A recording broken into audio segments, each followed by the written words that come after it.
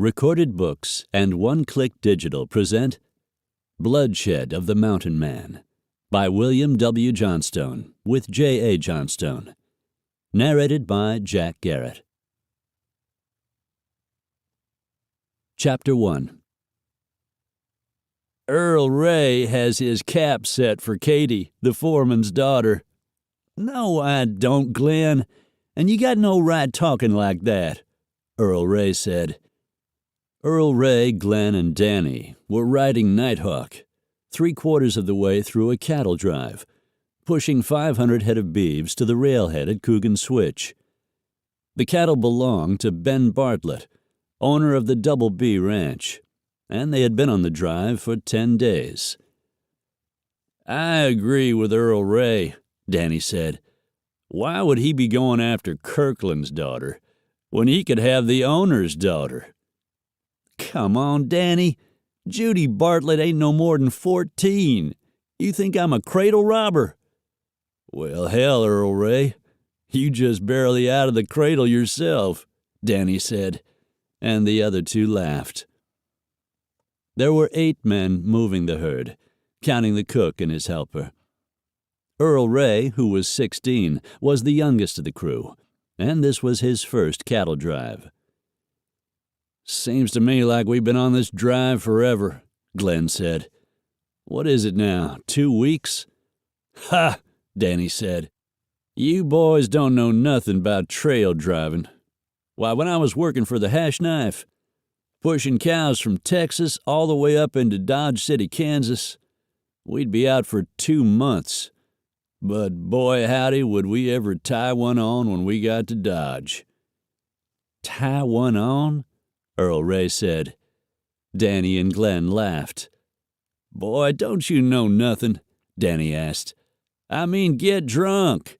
Find yourself a good-looking bar girl to go upstairs with.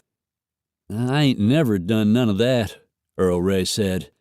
That's all right. Me and Glenn will get you good and broke in when we get to Coogan Switch. Some of the cattle started bawling. I wonder what set them cows off, Glenn asked. You think those are cattle bawling? Hell, that's the cook's girlfriend, Danny said. His real girlfriend. Damn, she sounds just like a steer, Glenn said. She looks like one, too, Danny said, and all 3 laughed. I'd better go see what's got 'em all roused up, Earl Ray said. You ain't fooling us none, Earl Ray. You probably got you some girlfriend hid out, Danny said. No, I ain't, Earl Ray said as he rode off into the darkness. Maybe we should quit picking on him, Glenn said. He's a good kid.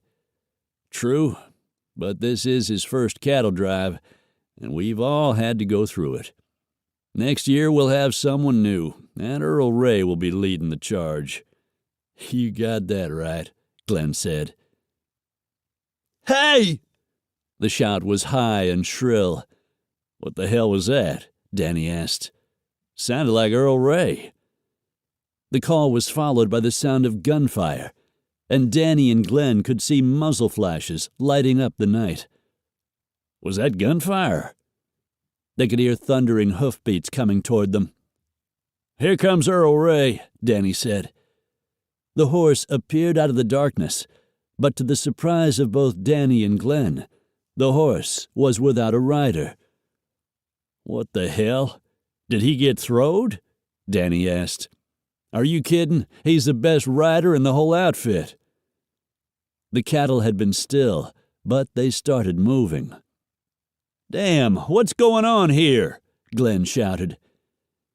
Then, appearing out of the darkness behind Earl Ray's riderless horse, were 6 more riders galloping toward Glenn and Danny.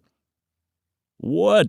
Glenn started to say, but that was as far as he got. All 6 riders opened fire, and both cowboys were shot from their saddles. Earl Ray lay on the ground in the darkness, listening to gunfire and the shouts of the other cowboys. They're all dead, boys, To keep listening to this audiobook, I've left you a link in the description so you can do it at no cost thanks to Audible's 30-day free trial.